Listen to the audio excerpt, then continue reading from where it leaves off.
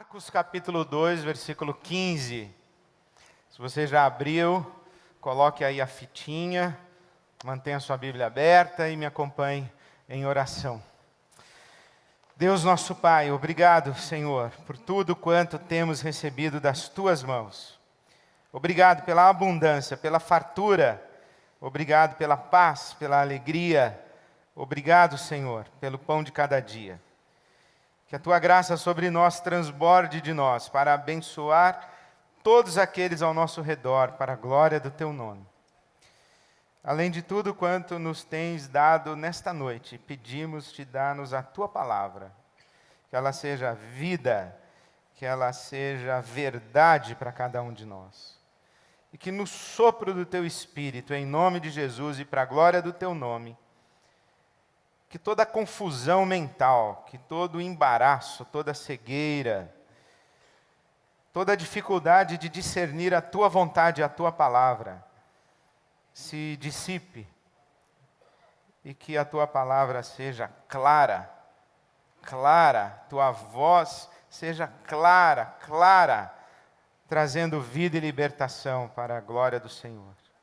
Oramos que seja assim, Pai, por nós que estamos aqui, por todos os que nos ouvem e nos acompanham, onde quer que estejam. Sobre eles também repouse a Tua mão, hoje e sempre que a Tua palavra chegar a cada um. Oramos que seja assim, Pai, para a glória do Senhor, em nome de Jesus. Amém. Amém. Marcos capítulo 2, versículo 15, Jesus está à mesa. Jesus gostava muito de comer. Jesus comia bem. É chato falar que Jesus era comilão. Então os teólogos, assim, eles inventaram uma de que Jesus praticava comensalidade. Negócio nada a ver. Ele comia bem, gostava de festa. E quando o vinho era ruim, ele fazia o próprio vinho dele. E ele era um cara... sabia curtir a vida, aproveitava a vida. E aqui ele está num jantar, está num banquete, está à mesa com o pessoal. E pelo visto está à mesa com o pessoal que gostava de comer também, porque é tudo pecador. Pessoal que comia, bebia, devia estar uma farra aqui nesse jantar. E Jesus está, portanto, no capítulo 2, versículo 15 de Marcos, ele está à mesa na casa de Levi. O Mateus, que era um cobrador de impostos, era um cara assim meio metido com a Lava Jato. O Mateus, assim, a tradução para hoje, mais ou menos isso. E cobrador de impostos e também pecadores. Palavra aqui, pecadores, que na sua tradução deve estar entre aspas, pecadores aqui é um pleonasmo, porque é gente criminosa mesmo, bandido. Devia ter uns traficantes, era um negócio ruim ali o ambiente que Jesus estava. E aí, diz a palavra de Deus que os fariseus e os mestres da lei viram Jesus comendo com os criminosos e com o pessoal da turma da Lava Jato e perguntaram aos discípulos de Jesus, por que Jesus come com publicanos e pecadores? Por que Jesus fica à mesa com os criminosos? Ouvindo isso, Jesus mesmo respondeu, não são os que têm saúde que precisam de médico, mas sim os doentes. Eu não vim para chamar os justos, mas os criminosos, os pecadores. Eu não vim para chamar os justos, mas os pecadores. Eu não vim para os que têm saúde, eu vim para os que estão doentes. Eu não vim para os justos, eu vim para os pecadores.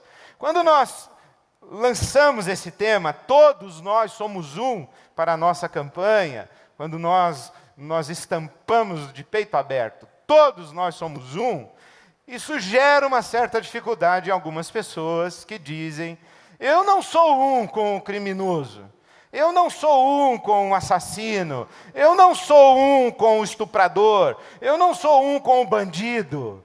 Como que nós podemos dizer todos nós somos um? Há quem diga, eu que sou de Cristo, não sou um com quem não é de Cristo. Eu que já tenho o Espírito Santo, eu não sou um com quem não tem o Espírito Santo. Eu que já nasci de novo, eu não sou um com quem não nasceu de novo. Como é que pode a gente afirmar que Nelson Mandela e Hitler são um?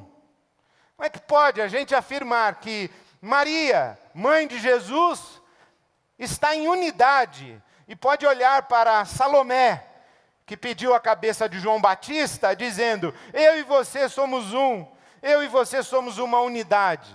Ou como pode a juíza Débora, da Bíblia Sagrada, olhar para a rainha Jezabel, que pediu para que todos os profetas de Israel fossem mortos, e a Débora, a juíza, e a Jezabel são uma só pessoa, ou são uma unidade? Eu sou um com você, você é um comigo.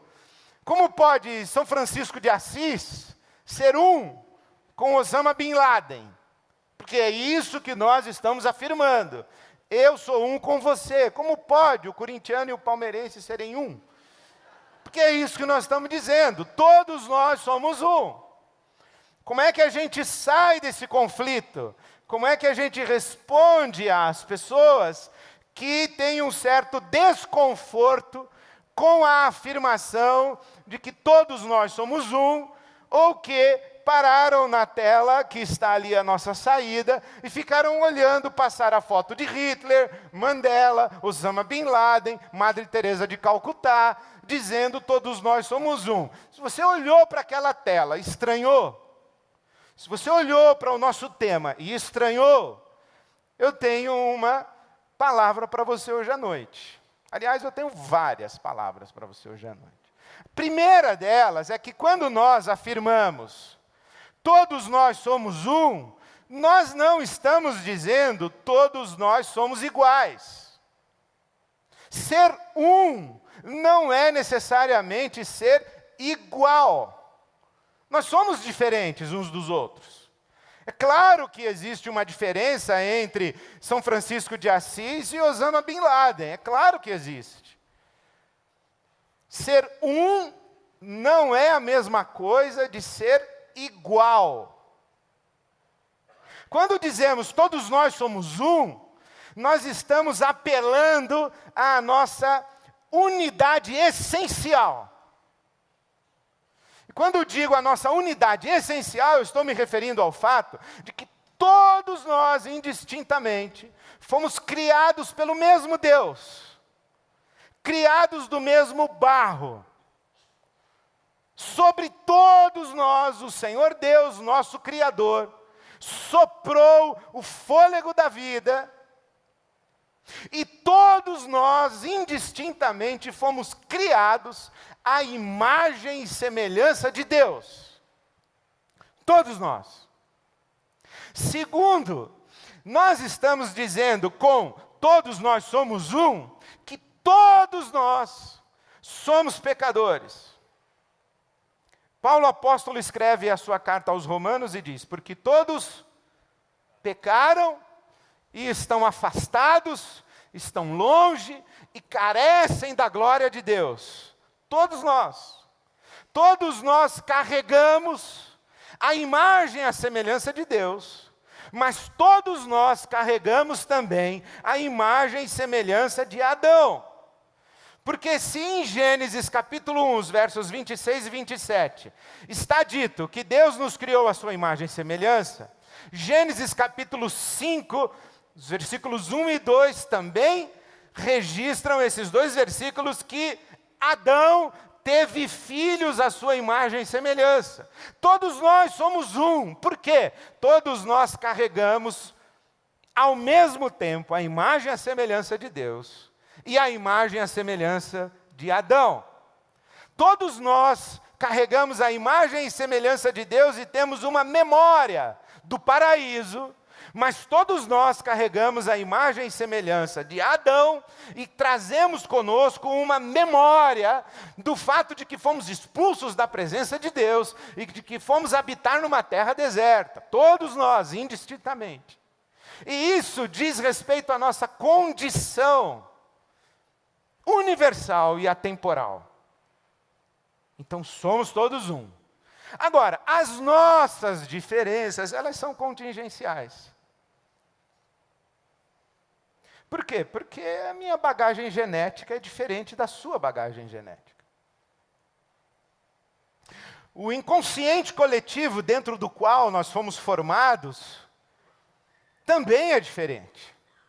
Nós carregamos o inconsciente coletivo da raça humana, mas uma coisa é o inconsciente coletivo da África, outra coisa é o inconsciente coletivo da Alemanha e outra coisa é o inconsciente coletivo do Brasil.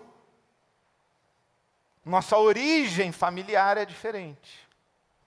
Nossa formação em termos de educação também é diferente.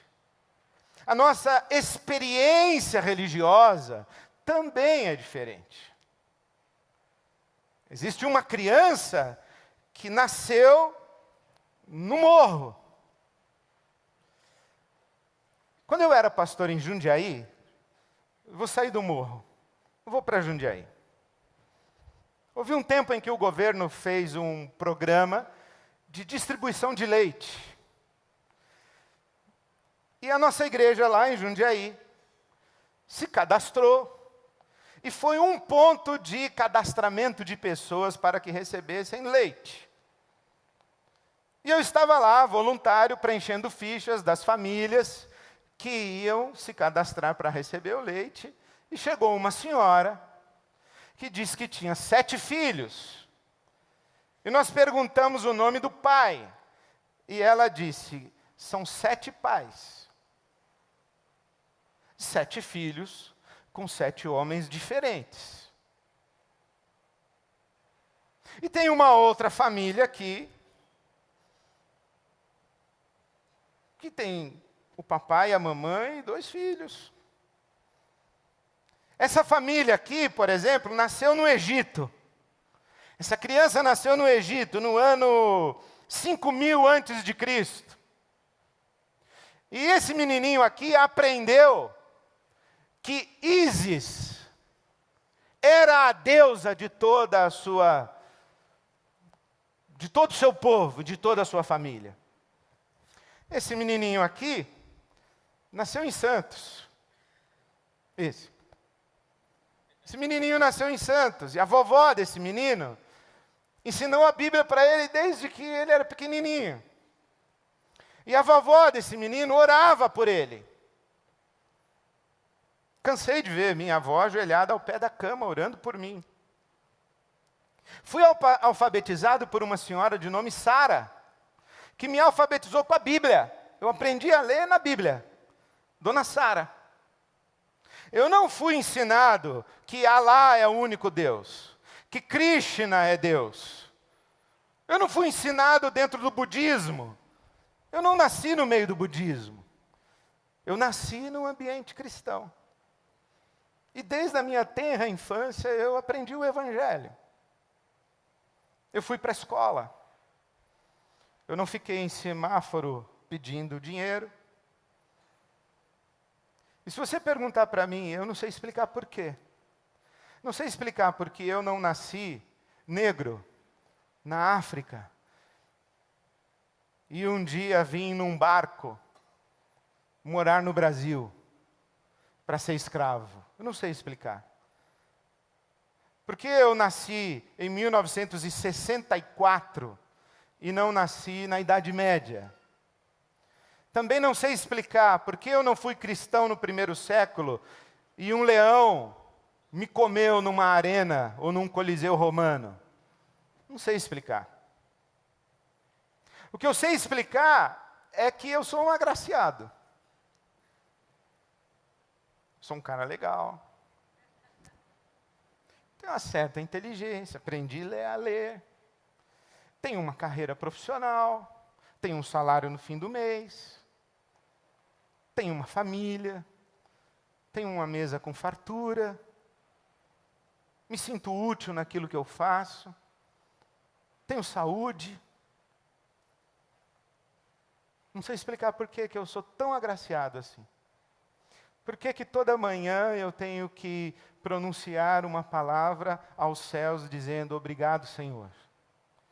E por que toda vez antes de fechar os meus olhos para dormir, eu tenho que dizer boa noite, Senhor, obrigado, Senhor? Não sei por quê. Mas uma coisa eu sei, é que se eu sou agraciado, O que é ser agraciado? É ser alguém alcançado pela graça de Deus. A graça de Deus me alcançou. E nós aqui, se não todos, a maioria absoluta de nós, deve pronunciar solenemente, como o apóstolo Paulo nos ensinou, na sua primeira carta aos Coríntios, capítulo 15, versículo 10, pela graça de Deus eu sou o que sou. A graça de Deus para comigo não foi vã. Pela graça de Deus eu sou o que sou. Logo, não é meu mérito, não é minha conquista, não é resultado de uma virtude minha. Ah, mas você estudou. Sim, mas eu tive oportunidade de estudar. Mas você se esforçou. Sim, mas eu tive saúde para me esforçar. Mas você gostava de ler. Sim, mas eu não sei porquê eu gostei de ler. Não é porque quando eu tinha 6 anos de idade, eu olhei para as criancinhas e falei, tudo aí vai dar errado na vida. Eu não, eu sou esperto, vou gostar de ler. Não, não foi assim. Alguma coisa fizeram comigo, para mim, por mim, e eu gostei de ler, desde pequeno. Tudo graça.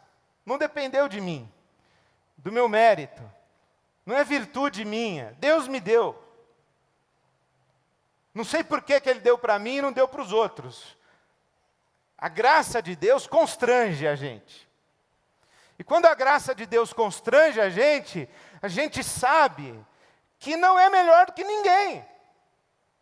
Que não deve julgar ninguém. Que não deve diminuir ninguém. Que não deve segregar ninguém. Por quê? Porque nós somos fruto da graça de Deus. E nós temos que usar aquilo que nós temos e que Deus nos deu para abençoar as pessoas. E dizer para elas, o que Deus deu para mim, eu quero vir aqui compartilhar com você. Eu quero repartir com você. Eu quero que a minha vida seja um caminho para que a graça de Deus que me alcançou, alcance você também. Eu quero ser um sacramento na sua vida. E o que acontece com Jesus é que é exatamente isso que Ele faz. Ele sabe que Ele não é igual aos pecadores e criminosos. Ele sabe que Ele não é igual. Ele sabe que Ele não é igual aos fariseus e doutores da lei. Ele sabe que não é igual, mas Ele é um com todo mundo.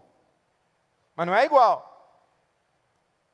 E Ele se sente à vontade na mesa dos pecadores e dos criminosos. Das pessoas que são sangue ruim.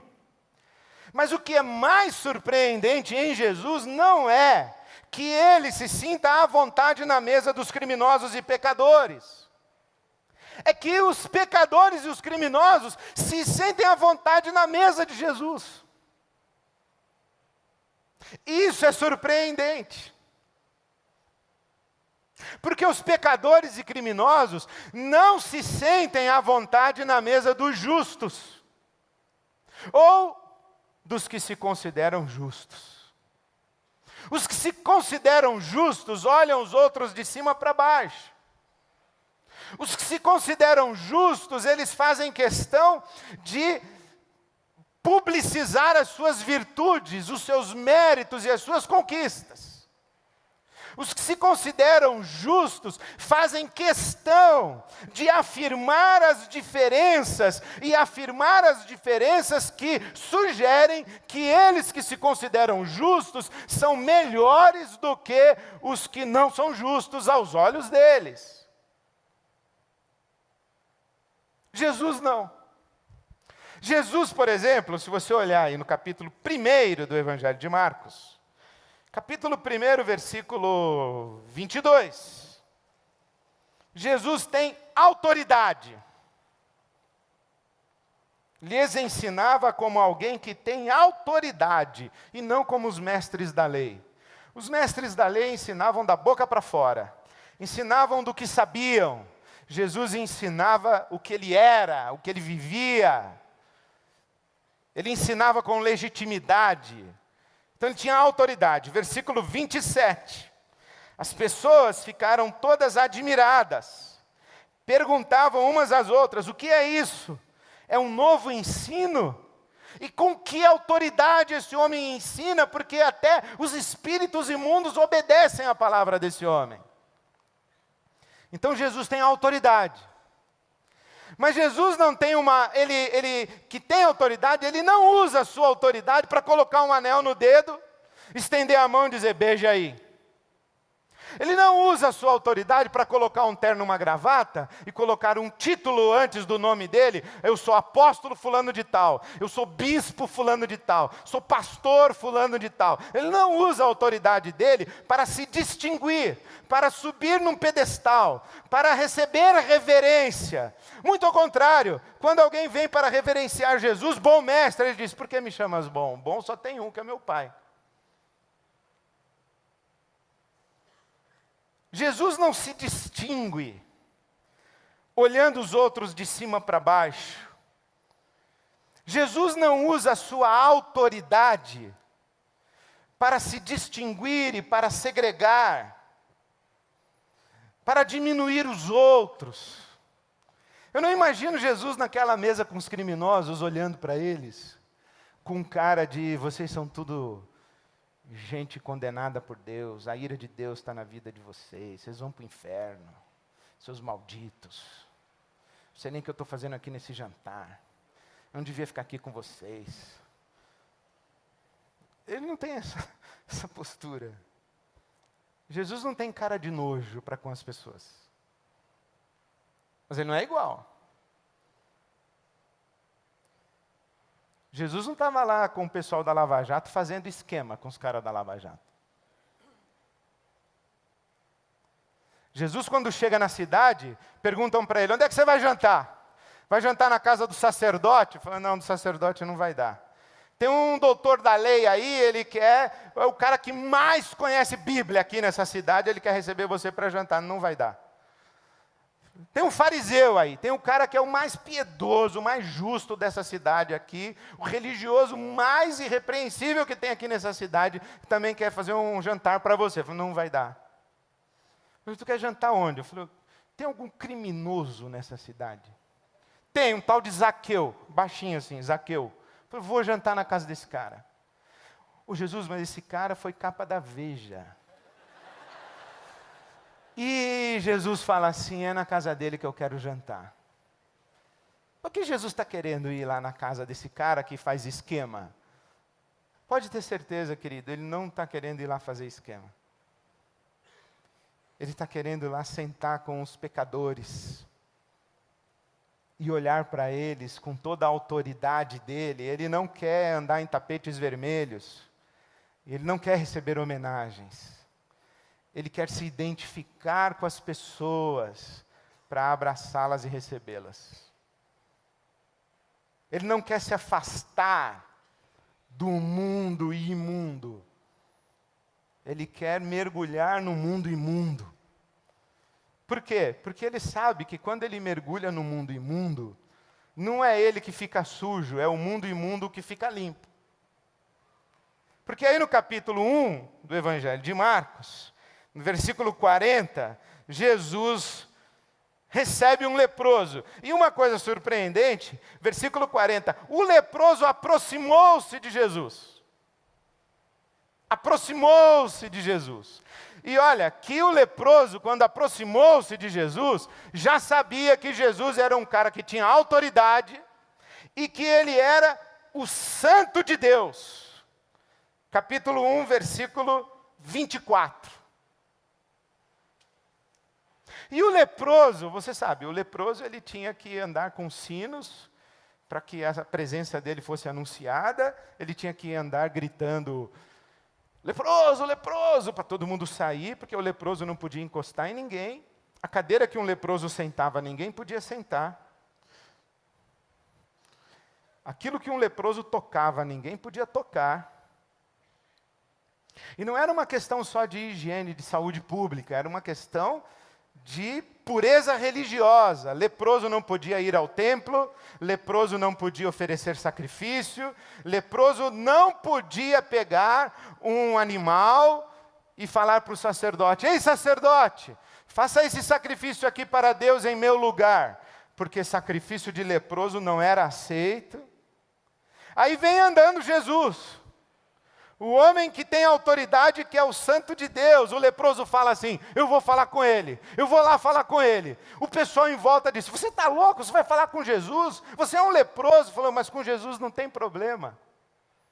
Tem problema é com o sacerdote, com o doutor da lei, com o fariseu. Tem problema é com os religiosos, com Jesus não tem problema. Tem problema é entrar na igreja evangélica. Com Jesus não tem problema. Eu posso ir lá falar com Jesus. Eu sou leproso. Eu vou lá falar com Jesus. Ele vai me dar atenção. Ele vai ouvir a minha queixa. Ele vai prestar atenção na minha oração. E se bobear, ele vai me dar um abraço. E não foi o que Jesus fez? Tocou no leproso. Por quê? Porque na cultura religiosa judaica, o sujeito que toca num leproso, que é impuro, fica impuro. Mas Jesus é diferente. Quando ele que é puro, toca no leproso impuro, é o leproso que fica puro. E olha, você sabe que se passaram 1500 anos desse fato. E no fim da Idade Média, quando o Império Turco-Otomano tomou Constantinopla, que hoje é Istambul, diz a lenda, que as tropas do Império Turco-Otomano estavam chegando para tomar Constantinopla, e o clero católico, cristão, estava discutindo se a mosca cai na água benta, contamina a água ou purifica a mosca? Aí você fala, pô, mas que discussão boba. Não é boba, não. Quando você senta numa roda que todo mundo faz esquema, você faz esquema junto com todo mundo? Ou as pessoas que fazem esquema começam a se constranger de fazer esquema? Quando você conversa com os seus amigos do trabalho que são adúlteros, você sai para a night com eles? Ou eles começam a conversar com você sobre família e choram e compartilham as dores deles? Quando você está com as suas amigas falando sobre futilidades e fofocas e bolsas e sapatos e cirurgias plásticas, você se levanta dali para comprar mais uma bolsa, ou as suas amigas começam a olhar para dentro da alma delas e repartir o coração com você?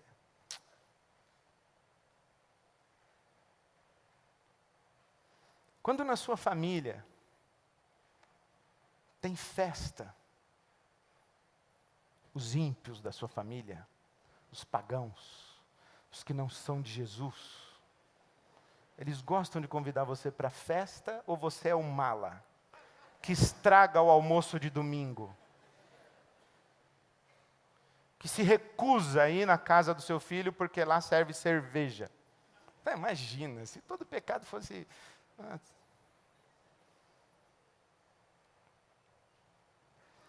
Jesus, ele não usa a pureza dele para deixar as pessoas mais diminuídas ainda. Jesus usa a pureza deles para poder abraçar as pessoas que os que se acham justos não abraçam. E não abraçam porque tem medo de abraçar, com medo de ficar sujo igual. Eu lembro quando eu era pastor lá em Jundiaí. Não sei porque lembrei disso hoje 2 vezes já. Nós estávamos fazendo a agenda para a juventude. E aí lá, um monte de coisa todo sábado. É ping-pong, é sardinhada, é teatro, é banda, é estudo bíblico, é palestra, é ping-pong de novo, e é não sei o quê. E eu estou vendo aquilo todo sábado, a juventude lá. E eu estava me incomodando com aquilo. Falei, tem que botar essa molecada aí para a vida, né? Ficar dentro da igreja. E na hora que eu ia falar isso, uma senhora disse assim, pastor, eu estou gostando dessa agenda, porque a nossa juventude está aqui na igreja, não vai para o mundo. Falei, mas Jesus falou ao contrário, que a gente tinha que ir para o mundo. Assim como o Pai me enviou ao mundo, eu também vos envio ao mundo. Mas o mundo é imundo, então por isso mesmo que vocês têm que ir para o mundo. Também eu lembro quando eu cheguei na IBAB, é bom falar assim que a gente lembra as coisas. Cheguei na IBAB, culto de oração de quarta-feira. Eu mais 8 pessoas. culto de oração, uma senhora disse: pastor, eu tenho uma gratidão. Eu agora mudei para um prédio que só tem crente. Eu queria agradecer a Deus. Eu falei: não, irmã, vamos orar para Deus tirar a senhora de lá, colocar num prédio que não tem nenhum crente. Não faça isso, pastor. É interessante, né? Jesus é puro. Mas ele não usa a pureza dele para se distanciar das pessoas. Ele usa para se aproximar das pessoas. No capítulo 1, no capítulo 2 ainda, os versículos de 1 a 12, Jesus está ensinando a lei e os profetas ali na sala. E aí, aquela multidão, e tem um sujeito que é paralítico. E o que eles fazem? Os amigos dele sobem no telhado, abrem um buraco no telhado e desce o paralítico no meio da sala.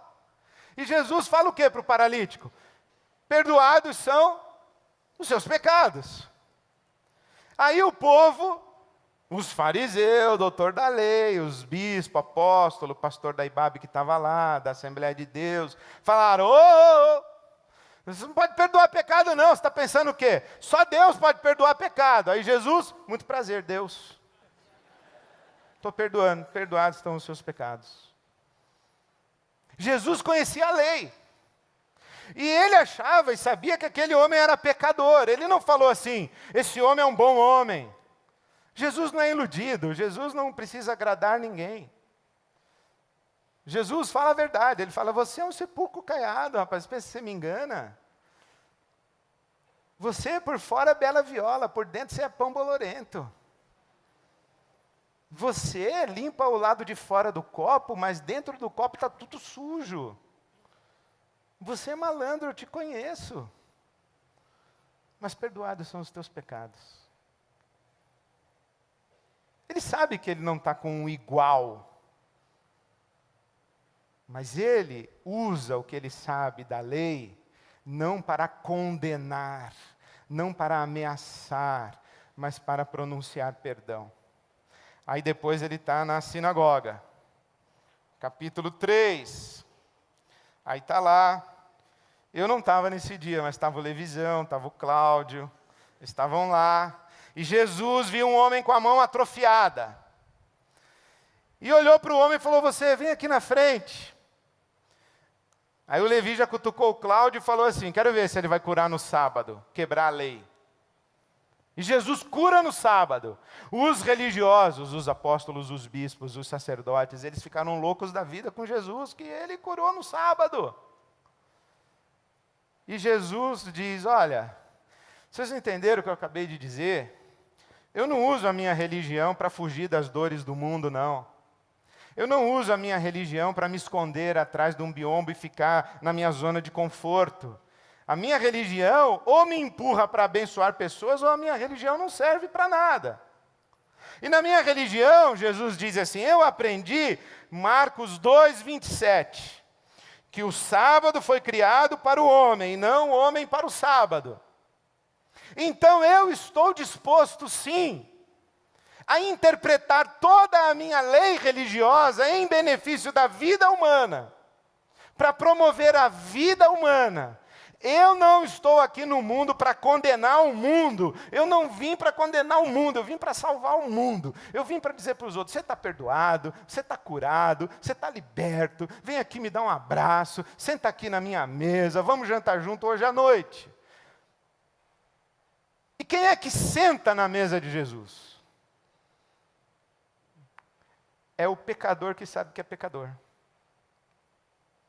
Porque a Bíblia Sagrada, ela não separa as pessoas entre pecadores, que aqui no meu caso, pecadores, e justos. A Bíblia separa as pessoas entre pecadores que sabem que são pecadores e pecadores que pensam que são justos. A Bíblia não separa as pessoas entre pecadores aqui, justos ali. Pecadores lá fora, justos no culto.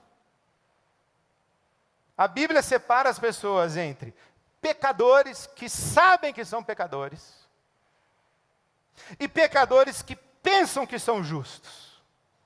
E o que é que faz uma pessoa pensar que é justa? Justamente a sua religião.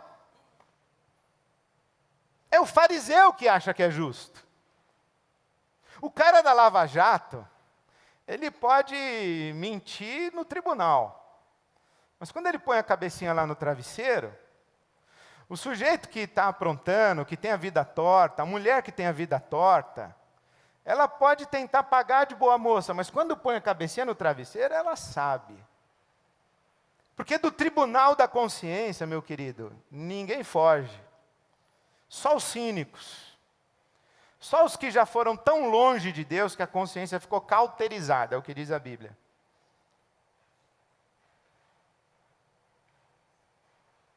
Diz que perguntaram para o cacique, para o índio, o que é consciência. Ele falou, a consciência é que na cabeça da gente tem um quadrado, na verdade tem um cubo.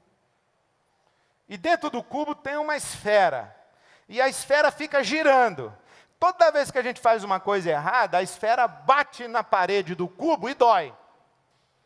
Isso é consciência.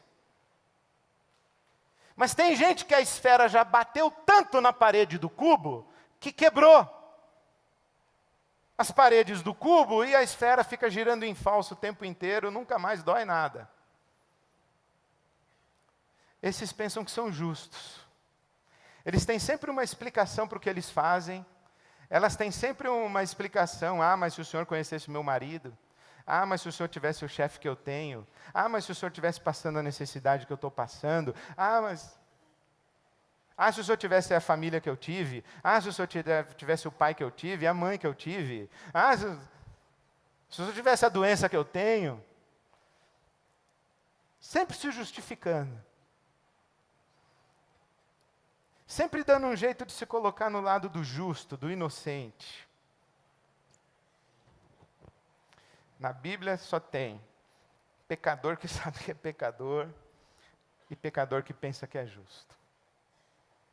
Porque a Bíblia não diz isso, que não há um justo, nenhum sequer. A Bíblia não diz, se você disser que não tem pecado, você é mentiroso. E aí você já está pecando. Se você disser que não tem pecado, você é mentirosa, você já está pecando. Então como é que Jesus sabe que Ele é um com todo mundo?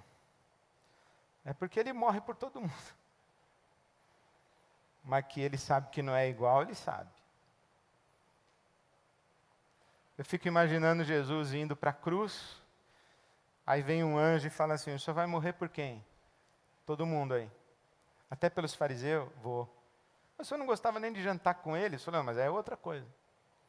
Mas eu vou morrer por todos. Porque eu amo a todos. Eu me dou por todos. Eu me identifiquei com todos. Mas vivi de maneira diferente de todos. Mas o fato de que eu vivi de maneira diferente de todos, não anula a grande verdade da minha presença no mundo. Eu me fiz carne e me identifiquei com todos. E eu vim para me identificar com o pecado de todos, para poder dizer para todos, perdoados são os teus pecados. Os espíritos das trevas estão expulsos da tua vida. Venha aqui me dar um abraço e ser bem-vindo à minha mesa. E ser curado de toda a tua enfermidade. Para que assim como eu vim para cá, me identifiquei com todos, eu possa levar todos para lá, para que eles participem da mesa do meu Pai. Eu sentei na mesa dos pecadores, para trazer os pecadores para que se assentassem à mesa do meu Pai. E uma coisa eu posso dizer para vocês, palavras de Jesus. Na mesa do meu Pai, os criminosos e os pecadores que sabem que são pecadores, vão chegar primeiro do que os sacerdotes, escribas, doutores da lei, pastores, padres, bispos, apóstolos, que pensam que são justos. Porque as prostitutas vos precedem no reino de Deus. Os pecadores vos precedem no reino de Deus. aqueles que são pecadores e sabem que são pecadores, não fogem de Jesus. Porque sabem que Jesus é sua última alternativa. E Jesus vai ouvir o seu grito de socorro. Agora, os pecadores que se acham justos, eles não precisam de Jesus, porque eles já são justos. E eles não gostam muito dos injustos, porque os injustos podem contaminar a pureza deles. Então, meus queridos, nós aqui estamos dizendo, todos nós somos um. Todos nós somos um porque fomos criados à imagem e semelhança de Deus. E carregamos em nós essa herança de Adão. Não somos iguais. Mas porque somos um. Nós não julgamos ninguém, não condenamos ninguém, não segregamos ninguém, não ameaçamos ninguém, não olhamos ninguém de cima para baixo e não afastamos ninguém da nossa mesa. E Deus queira que a IBAB seja uma comunidade tão pecadora que os pecadores se sentirão à vontade na mesa da IBAB. E Deus queira que a IBAB seja uma igreja tão consciente do seu pecado, que clame pela graça de Deus, para que os pecadores à nossa mesa sigam o nosso caminho de clamarem pela graça de Deus. E Deus queira que a IBAB seja uma comunidade que possa dizer, pela graça de Deus, nós somos o que somos, e pela graça de Deus, todos nós somos um. Amém. Deus te abençoe, meu irmão. Especialmente você que é pecador, que sabe que é pecador. Você que é pecadora, sabe que é pecadora.